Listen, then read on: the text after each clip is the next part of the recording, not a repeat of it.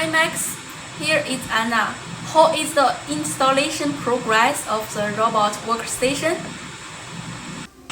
Hi Anna, it's doing very well. Our engineer team has just finished all the devices positioning and the water tube, the pipe, and the cables connection.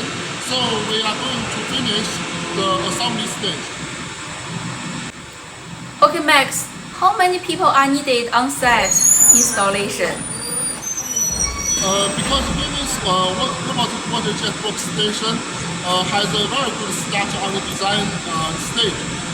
We upgrade the design for individual parts assembly.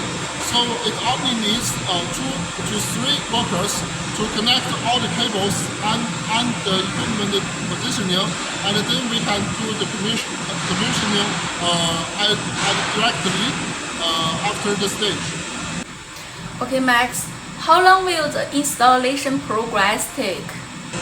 It will take 7 working days from the devices unloading, equipment positioning, the devices connection, all the pipes connection, commissioning, and final test.